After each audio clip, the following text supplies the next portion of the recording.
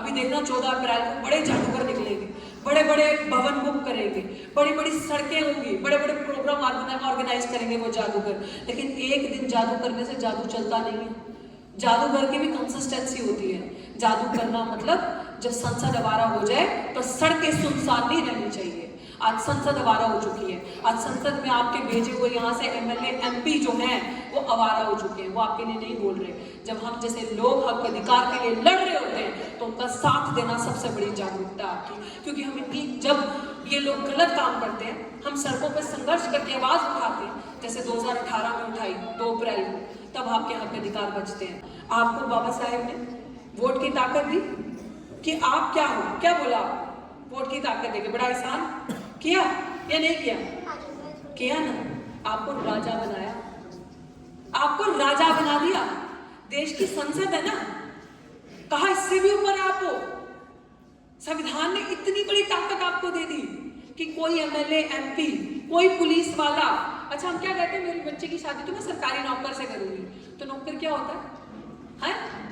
तो नौकर है वो आपके। कोई पुलिस वाला, कोई एमएलए, कोई एमपी, समझ लो भाइयों बहनों, ये सब आपके नौकर हैं, जनता के सेवक हैं। आपके आगे हाथ जोड़ने आते, आपके घर पे आते कि वोट मांगने एमएलए एमपी कि बहन जी इस बार वोट देना प्लीज, आपकी सेवा करेंगे, है ना। फिर 5 साल आप वोट तो दे देते, फिर 5 साल आप उनके पीछे ऐसे ऐसे करते, जी नौकरी लगा दो, जी वो पास करा दो, जी मेरे बच्चे की एडमिशन करा दो। करते कि नहीं करते? करते हो तो फिर क्यों करते हो? देश का मालिक हाथ, देश के मालिक आप हो और हाथ उनके आगे निकाल रहे हो। पकड़ो ना कॉलर से, पूछो ना सवाल, करो ना कि मेरे को क्यों नहीं, जो मेरे लिए संविधान के अंदर प्रावधान है। तो याद है मैंने कुछ बताया था पिछली बार, SC/ST सब प्लान को लेके बताई थी मैंने कहानी कि आपका पैसा आपके बजट के हिसाब से एक भी महिला, मैं पूरी डिटेल नहीं बताऊंगी, एक भी महिला जितनी भी आप यहाँ बैठी है, आपको पता है कि आपका सरकार के पास कितना पैसा पड़ा? पता ही नहीं होगा, जो सरकार मार के बैठी है। अगर आप साथ दो ना मेरा, तो कॉलर पकड़ के पैसा लेकर आए बजट में से, क्योंकि यहाँ की जितनी जनसंख्या है ना, शेड्यूल कास्ट की, शेड्यूल ट्राइब की, ओबीसी की, SC/ST सब प्लान। अब मेरा आपको ये कहना है, ये बात सुननी है, और जिन महिलाओं को समझ आ जाए कि वो कल से एक साथ होकर काम करेंगी। SC/ST सब प्लान मैंने लास्ट टाइम भी बताया था, हमारी ताकत है। अगर किसी महिला को, यहाँ सबसे पहले बता दूं कि यहाँ की जितनी भी जनसंख्या है आपकी, जो सरकार बजट पास करती है उसमें से उतना हिस्सा सिर्फ और सिर्फ उस संख्या के लिए जो हमारी शेड्यूल कास्ट है, शेड्यूल कास्ट के लिए है। हमारे लिए वो पैसा सरकार के पास है जो सरकार कभी देती ही नहीं, जो खा जाती है। वो प्लान ये कहता है कि अगर हमारा 1 साल में इतना पैसा आया और अगर सरकार ने हमारे भले के लिए खर्च नहीं किया, वो अगले साल में ऐड हो जाएगा बजट में। वो सरकार लेफ्ट राइट नहीं कर सकती, जिससे मेरी ये सारी बहनें जो बैठी हैं ना, लोन ले सकती हैं, अपने बच्चे को विदेश भेज सकती हैं। अगर आपके बच्चे को कोचिंग चाहिए, फ्री कोचिंग मिल सकती है। अगर आपका कोई महिला है जो विधवा हो गई, उसको पैसा देगी सरकार, पेंशन देगी सरकार, उसको आगे बिजनेस करने का पैसा देगी। बताओ किसको पता है? नहीं पता, क्योंकि हमें पता ही नहीं है। और हमारे जो गुलाम नेता बैठे उन्होंने कभी बताया ही नहीं। उन्होंने हमें ये बताया कि इस जात का हक, ये वाला शेड्यूल कास्ट का हक, ये वाला शेड्यूल कास्ट खा गया, जो सबसे बड़ा झूठ है। जो जातियां पीछे रहेगी, सरकार का ही फर्ज बनता है नौकरियां इतनी निकालो कि सबको मिल जाए। दोस्त मैं कहती हूँ कि अगर कहते हो किसी ने किसी का हक खाया, तो जितने ग्रुप 4 के वर्कर्स हैं, D के वर्कर्स हैं, कर दो सबको पक्का। क्या नहीं कर सकती सरकार? कर सकती है ना। हमारा एक सबसे बड़ा मुद्दा है जातिगत जनगणना। बताओ, अगर जातिगत जनगणना 2000 में पहले हुई, उसके बाद 2011 में हुई, मतलब उसके पहले तो बहुत बार हुई जो मुझे याद है, अभी तक दोबारा नहीं हुई। क्यों नहीं हुई? क्योंकि पता चल जाएगा ना। सोचो हमारे मानवर साहब कांचीराम ने क्या कहा था, जिसकी जितनी संख्या भारी उसकी उतनी हिस्सेदारी। तो यही तो है ना, जब पता चल जाएगा कि शेड्यूल कास्ट इतना ज्यादा है, ओबीसी इतना ज्यादा है, शेड्यूल ट्राइब इतना ज्यादा है, मिनॉरिटीज इतने, यार 92%, 100 में से 92.5% देश तो यही है। और कब्जा किनका है? 3% का कब्जा किनका है? आपको पता कितना खजाना है हमारे देश के अंदर, पानी के अंदर, जमीन के अंदर, धरती के अंदर, पाताल में, सब जगह नेचुरल रिसोर्सेज, कितना खजाना है। क्यों गांव के गांव वो लोग काट रहे हैं? क्यों इंडस्ट्रीज बना रहे हैं? क्योंकि उनको पता है कि इतना खजाना है उनका। सिर्फ इस देश के अंदर एक रिपोर्ट है ऑक्सफैम की, जो पढ़े लिखे ज्यादा लोग हैं वो समझ रहे होंगे, वो बताती है कि इस देश में सिर्फ और सिर्फ 20 लोगों का कब्जा है, 20% नहीं, 20 लोग जिनके पास 90% सारी इस देश की कमाई उनके हाथों में, 20 लोग। आप देख रहे हो उन कहाँ है? वही लोग बड़े बड़े फंडर्स हैं जो हमारा हर दिन हक खाते हैं मार के। तो अगर हम नहीं बोलेंगे, नहीं जागरूक होंगे, नहीं एक होंगे, तो वर्णाश्रम दोबारा आएगा।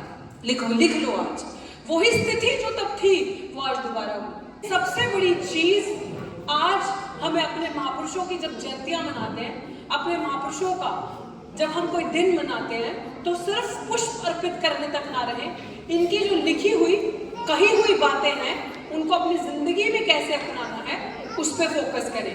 और जो महिलाएं आज यहाँ पे साथ देने के लिए तैयार हैं, मैं आपके लीडर्स से बात करूंगी इसके बाद, मुद्दों पे बात करने के लिए तैयार हैं, भले वो एक कक्षा भी, एक क्लास भी ना पढ़ी हो, लेकिन जिसके अंदर जोश है वो घर ना बैठे। हम एक दूसरे की ताकत है, हम एक दूसरे की स्ट्रेंथ है।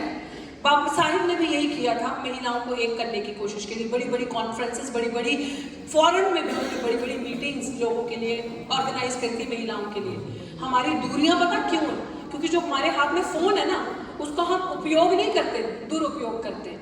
हम रील्स देखते हैं। हमारे लोग कितने को बिजनेस में, कितनी महिलाएं बिजनेस में, आप मुझे हाथ खड़ा करके बता दो कितनी महिलाएं हमारे यहाँ से जहाज उड़ाती, कितनी महिलाएं पायलट हैं, कितनी टीचर्स हैं? टीचर हो, प्रोफेसर हो, एक प्रोफेसर है नहीं है, डॉक्टर है, मैंने लास्ट टाइम भी पूछा था, है इंजीनियर है, झूठ बोल आगे है साथ, वो पीली चुन्नी वाली आंटी तो है ही है, बड़ी क्यूट है, मैंने आपको गले लगाना इसके बाद, है सारी है। इसका मतलब मेरी बात सबको समझ आ रही है, मेरी बात पे हंसी आ रही है। तो अब मैं ये चीज इसलिए बोल रही हूँ कि उनके लोग कहीं भी जाते हैं, लेकिन उनको ये पता है कि शिक्षा प्राप्त करके सब जगह कब्जा करना, आपको ढूंढ के नहीं मिल रहे। आपको पता है जब उनकी मीटिंग्स होती हैं, वो क्या सूट बूट पहन के ऐसे एकदम क्लास से आके बैठते हैं, ऐसे बैठते हैं वो कि मतलब हमें देख के वो ये फील करेंगे, अरे इनके साथ कौन बात करता है, अरे इनसे दूर रहो। अब हमें वो अगर मैं भी उनको वैसे ही दिखूँ ना कि जिसके सिर पे वो हाथ फेर सके, तो मुझे बड़ा प्यार करेंगे। उनके लिए डॉक्टर तो बड़ी अच्छी है, लेकिन डॉक्टर तो सिर पे हाथ नहीं फड़वाती, डॉक्टर तो कंधे से कंधा मिला के, बल्कि उनसे आगे चलती है दम रख के, तो वो जलते हैं। उनसे बर्दाश्त नहीं होता इनके बच्चे उठ के अच्छे कपड़े पहन के, अच्छी अंग्रेजी बोल के आगे कैसे बढ़ रहे हैं। तो क्या आपको नहीं पढ़ना, नहीं उड़ाना जहाज, नहीं बनना देश की राष्ट्रपति प्रधानमंत्री, नहीं करना सत्ता पे कब्जा, हमेशा वोट देने ही जाना, शक्ल देख के कभी वोट लेने भी जाना है? नहीं बनना। महिलाएं पीछे रह सकती है? नहीं रह सकती। इस देश में वो भी महिला हुई है जो 4 बार मुख्यमंत्री भी रही है, बहन कुमारी मायावती जी। तो ऐसे ऐसे लोग हमारे महापुरुष जो रहे हैं, जिनको अपॉर्चुनिटी अगर मिलती है तो हम कहाँ बढ़ सकते, क्या नहीं कर सकते। हम विमान भी उड़ा सकते हैं, IAS ऑफिसर्स भी बन सकते हैं, टीचर, प्रिंसिपल मैडम बैठी है वो भी बन सकते हैं, टीचर क्या नहीं बन सकते ना, सब कुछ कर सकते हैं ना। तो मेरा सबको यही कहना है कि जब बाबा साहब हमारे पास अपॉर्चुनिटी, अवसर नहीं था ना, उन्होंने अपॉर्चुनिटी दे दी कि जो तबका पीछे रह गया ना बराबरी की रेस में, उनको एक मौका दे दिया। अब आपके लिए अगर आपको कोई कहे ना, एक तो ना गर्व से कहो मैं अम्बेडकर बात हूँ, कभी जाति मत छुपाओ, कभी पीछे मत रहो, कभी मत, क्यों, क्या है आपको अगर कोई शेड्यूल कास्ट कहता है, वो मतलब क्या अंडरस्टैंडिंग है आपके शेड्यूल कास्ट से, क्या समझ आपको शेड्यूल कास्ट है? आपको समझ में है शेड्यूल कास्ट क्या है? भारत के संविधान ने आपको शेड्यूल कास्ट, भारत के अंदर शेड्यूल्स हैं, there are certain schedules in the constitution. जिस शेड्यूल के अंदर वो जातियां आती हैं जो दबी कुचली, जो पीछे रह चुकी, मैं और अच्छी भाषा में समझाती हूँ, जिनका चील कमों की तरह नोच नोच के 3% लोगों ने हक अधिकार खाया, सब कुछ खा लिया, उनकी माँ बहन बेटी को नहीं छोड़ा, उनके साथ दुर्व्यवहार, अत्याचार, देवदासी प्रथा, स्तन टैक्स मारा, क्या क्या गंदगी, क्या क्या दुष्प्रचार, दुष्कर्म नहीं किए, हर तरीके से कब्जा, उनकी जमीनें लेकर उनको गांव से बाहर निकाल दिया, 3% मनवा दिया मनु के लोगों ने। तो जब आपका सब कुछ छीन लिया, तो जब अम्बेडकर पढ़े, उन्होंने संविधान लिखा, उन्होंने कहा कि भाई ये जो जाति है, आप कैसे कह सकते हो कि बराबरी की रेस में खड़ा होके एक बच्चा जो कुपोषण का शिकार है, एक बच्चा जो हृष्ट पुष्ट है, जिसने सब कुछ खाया हुआ है, आप उसको इस लाइन पे खड़ा करो, एक बच्चा बिल्कुल कमजोर और एक मेरे से साथ तगड़ा, आप मान सकते हो कि आप यहाँ से सीटी मारते हो, बोलो चल वहां तक भाग, तो जो 2 कदम नहीं चल सकता वो तो आधे में गिर जाएगा, वो करेगा मेरे साथ रेस पार, वहां तक कर सकता है वो रेस पार। जिसने 15 दिन से खाना नहीं खाया हो, मैं रोज खा रही हूँ अच्छा, वो मेरे साथ कर सकता है रेस पार? नहीं ना। तो अम्बेडकर ने देख लिया कि मेरे बच्चे तो वो हैं जिन्होंने इतने सालों से अच्छा खाना भी नहीं खा के देखा, जो किसी की जूठन पे पलते हैं, जो किसी का छोड़ा हुआ कपड़ा ओढ़ते हैं अपने शरीर पे, तन पे, तो कैसे मुकाबला कर पाएंगे? उन्होंने आपको रिजर्वेशन दिया, तो आपको जो रिजर्वेशन दिया उनका जो एहसान है कि पढ़ो, ये उन्होंने कहा हाँ धर्म को मानना है आपको इजाजत है, मेरी औकात नहीं, वो तो बाबा साहब ने ही दे दिया आपको संविधान के अंदर लिख के, भाई जिस मर्जी धर्म को मान, तुझे मंदिर में जाना है तेरे को इजाजत, तुझे मंदिर में जाना है, गुरुद्वारे में जाना है, चर्च में जाना है, गो, तेरा संविधान इजाजत देता है। मैं तो बाबा साहब से ऊपर हूँ नहीं, मेरी औकात है नहीं जो मैं आपको रोकूं, लेकिन मैं आपको मार्ग दिखा सकती हूँ जो मैंने सीखा है। वो यही सीखा है कि जो कलम है ना, सबसे बड़ी किसी भी चीज में, तलवार में भी इतनी ताकत नहीं है जब एक कलम में है। तो पढ़ाई करो, कलम पकड़ो, आगे बढ़ो, अपने महापुरुषों जैसे बनो, इस देश के शासक बनो, इस देश पे राज करो, इस देश के हुक्मरान बनो, ये मेरा आपको कहना है। और महिलाएं खास करके किसी से पीछे नहीं है। आज हमारे जो वोटों की चोरी, जो मैंने आपको बताया, आपको वोट दे के राजा बनाया, इसलिए बनाया कि जिसको वोट दो वो आपका भला करे, वो मेच ना थपथपाए जाके। आपको कहा कि अगर वोट देके आपका एमएलए, एमपी, मोहल्ले का सरपंच अगर आपका भला नहीं कर रहा, तो जाके 10 लोग कॉलर पकड़ो, पूछो भाई मेरे बेटे का एडमिशन क्यों नहीं हो रहा, मेरे घर पे पानी क्यों नहीं आ रहा, बिजली क्यों नहीं आ रही, सरकार ने जो मुझे पैसा दिया सब प्लान का क्यों नहीं मिल रहा, मुझे नौकरी करनी है, मुझे बिजनेस करना है, महिलाओं को बुटीक खोलनी है, महिलाओं को बिजनेस करना है, ब्यूटी पार्लर खोलना है, अरे आओ ना बिजनेस में, सब जगह उनका कब्जा है, दूसरों की दुकानों पे जाके क्यों काम करने? वो लोग नहीं चाहते आप पढ़ो, वो लोग नहीं चाहते आप बढ़ो, क्योंकि आपकी स्थिति बदलेगी तो आप समझदार हो जाओगे। इसीलिए जो डाका डाला कि अभी वोट तो देंगे नहीं, इनको चालाकी पता चल गई, तो ईवीएम लाओ, वोटों की चोरी करो और इनसे वोट ही मत लो। इसीलिए क्योंकि हमारी चुप्पी आज एक ऐसी मशीन को लेकर आ गई जो सैटेलाइट या व्हाटएवर किसी के थ्रू भी फिक्स्ड है, कि बात मान के चलो कि फिक्स्ड है, आप वोट इसको दे रहे हो जिताने के लिए और वोट जा रहा है जो हार रहा है उसको, ये बात गारंटेड है। आपको मैं बता दूं सर, हमारी टीम ने, एडवोकेट महमूद प्राचार्य जो मेरे वकील हैं, उन्होंने हरियाणा में जो भी चुनाव हुए 90 की 90 सीटों पे लेके पंजाब और हरियाणा कोर्ट में पिटीशन डाली कि 9 दिसंबर की बात है, रिजल्ट आया और उसमें कंटेस्ट किया कि हमें जितनी भी वीडियोग्राफी है, जब ईवीएम स्ट्रॉन्ग रूम में जाती है मशीन, तो स्ट्रॉन्ग रूम में जा रही है तो सरकार कहती है जी बिल्कुल फुल प्रूफ से हो रहा है, तो वो वीडियोग्राफी हमें दी जाए कि कैसे वोट देते हैं, कैसे मशीन बाहर आती है, कितनी सिक्योर है मशीन। तो कोर्ट से लड़ाई लड़के 9 दिसंबर को, ये अभी पिछले महीने हमारे हक में फैसला आ गया कि आपको पूरी मशीन दी जाएगी, आपको पूरी वीडियोस दी जाएगी, मुहैया कराई जाएगी जो आप मांग रहे हो कि ईवीएम की चोरी कैसे हुई। और 20 दिसंबर को सरकार ने कानून बदल दिया कि कोई भी, देखिए चालाकी कितना डरती है सरकार हमसे। 20 दिसंबर को सरकार ने कानून ही बदल दिया क्योंकि कोर्ट ने हमारे फैसला हक में दे दिया, कोर्ट तो फंस गया, जज बोल नहीं पाया क्योंकि सच की बात थी, संविधान में जो लिखा था उसकी बात थी, लेकिन सरकार ने फैसला बदल दिया कि आम जनता को कुछ भी, कोई डॉक्यूमेंट मुहैया नहीं करवाया जाएगा, जो राजा है उसी को नहीं दिया जाएगा। तो अगर चोरी नहीं है तो दो ना। इसीलिए ये मुद्दे जो मैंने यहाँ पे लिखे हैं, हम इन सब के ऊपर लड़ाई लड़ रहे हैं। इम्प्लीमेंट करना सबसे पहला मेरा बड़ा मुद्दा है, SC/ST सब प्लान को इम्प्लीमेंट करना, ताकि मेरा कोई भी भाई बहन, कोई भी महिला, बुजुर्ग, विडो जिसका पति मर चुका है, वो अगर कोई काम करना चाहती है, तो मैं चाहती हूँ हम सब मिलकर ये लड़ाई लड़ें। हम सब अपना जो फेयर हिस्सा पड़ा है सरकार के पास उसको लेके आए अकॉर्डिंग टू आवर बजट। हम इस पर डिस्कस करेंगे। उसके बाद हमारी जो बैकलॉग की वैकेंसी है, अब मैं आपको एक चीज और बता देती हूँ, खत्म कर रही हूँ बात को।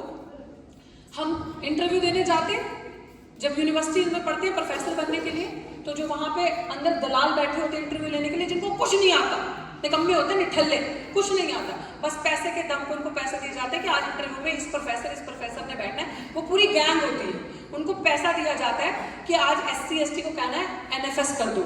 NFS करना नॉट फाउंड सूटेबल, कि मतलब कहना कि इनके अंदर योग्यता नहीं है, ये इस कुर्सी पे पढ़ा सकते हैं। उस सीट का गोल करके कोई दूसरी कैटेगरी जो सामान्य वर्ग के लोग हैं उनको उसके ऊपर लगा देना। ये योग्य है जो 3000 साल से मुफ्त का रिजर्वेशन खा रहा है, लेकिन ये योग्य नहीं है जो मेहनत से पढ़ के आ रहा है। ये सबसे बड़ा फ्रॉड है, उसकी लड़ाई हम लड़ रहे हैं। और जातिगत जनगणना अब अगर बात है तो आंकड़ों के हिसाब से मुझे ये लगता है कि मुझे भी कागज चाहिए, मुझे भी दिखाना है अपने उन लोगों को कि कास्ट सेंसस जातिगत जनगणना कितनी जरूरी है करवाना, क्योंकि अगर जातिगत जनगणना हो जाएगी तो हमारा 100% रिजर्वेशन होगा जो हमें चाहिए। सरकारी नौकरियों में मुझे रिजर्वेशन चाहिए, यूनिवर्सिटी के अंदर मुझे रिजर्वेशन चाहिए, पूरा का पूरा जितना बिजनेस, जितने नेचुरल रिसोर्सेज है उसके ऊपर मुझे मेरी हक हिस्सेदारी चाहिए, ये मेरा अधिकार है। तो जिसकी जितनी संख्या वाली उसकी उतनी हिस्सेदारी, ये सारे मेजर चीजों को लेके आपकी बच्ची और हमारी पूरी टीम लगी हुई है काम करने के लिए। बस इतनी सी जरूरत है आपके साथ की।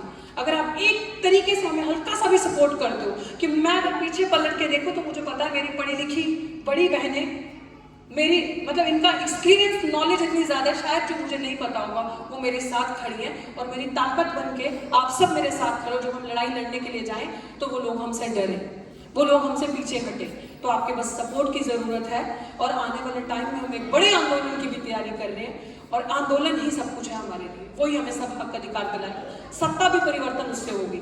बाकी हम हमेशा आपके लिए, ये बच्ची अगर जंग का मैदान होगा, हक और हिस्सेदारी की बात होगी, पहली लाइन में आपके लिए खड़ी मिलेगी पूरी अपनी टीम के साथ, आपके ऊपर आंच भी नहीं आने दी जाएगी। और इसी के साथ बहुत बहुत शुक्रिया आप सबका। हमेशा बाबा साहेब का जो सर है, बाबा साहेब के स्वाभिमान के साथ कभी समझौता नहीं किया जाएगा और हमेशा इसी तरीके से सर उठा के बात की जाएगी। किसी भी तरीके से समझौतेवादी समाज हमें नहीं बनना, समझौता नहीं करना, दलाली नहीं करनी, सर नहीं झुकाना और हर एक चीज पे अपनी हिस्सेदारी की बात करनी है। पढ़ोगे तो ही ये ताकत आएगी, वरना ये ताकत किसी मंत्र से, किसी धागे से, किसी झाड़ू फूक से नहीं आने वाली। ये मैं वचन देके जाती हूँ आज। जय भीम, जय भारत, जय संविधान।